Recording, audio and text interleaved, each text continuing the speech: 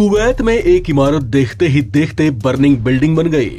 आग इतनी तेजी से फैली कि उस इमारत में रह रहे करीब 200 लोगों को संभलने तक का मौका नहीं मिला।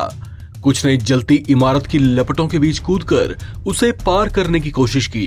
किसी ने खुद को जहरीले दम घोंटने वाले धुएं से बचाने के लिए कमरे में लॉक कर लिया।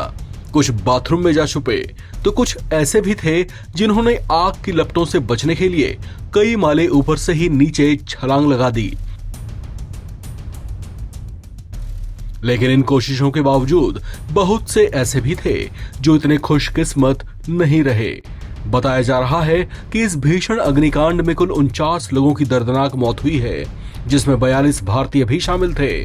प्रधानमंत्री नरेंद्र मोदी ने इस घटना पर बैठक भी बुलाई थी, जिसके बाद भारत के विदेश राज्य मंत्री कीर्तिवर्धन सिंह कुवैत पहुंच चुके हैं।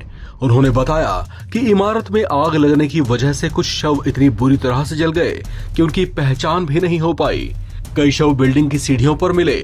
भारत का एयरफोर्स 1 प्लेन शवों को वापस लाने के लिए तैयार खड़ा है।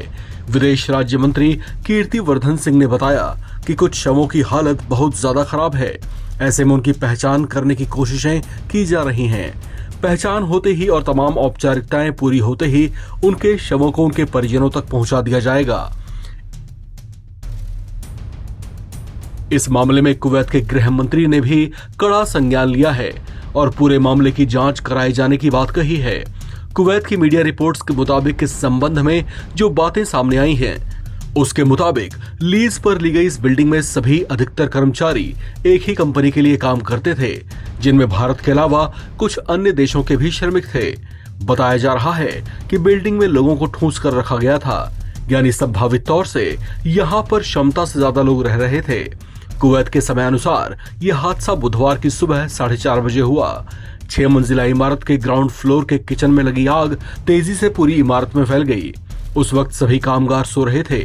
कुवैत मीडिया की कुछ रिपोर्ट्स में यह भी बताया गया है कि बहुत से अपार्टमेंट्स की विंडोज ग्लास सील थीं, जिसकी वजह से बिल्डिंग में भरता जा रहा धुआं शायद एकदम से बाहर नहीं निकल पाया होगा, जिसके कारण बहुत से लोगों की मौत दम घुटने की वजह से भी हुई है। इस खबर में फिलहाल इतना ही। बाकी अपडेट्स के लिए आप बने रहें एनबीटी ऑनलाइन के साथ।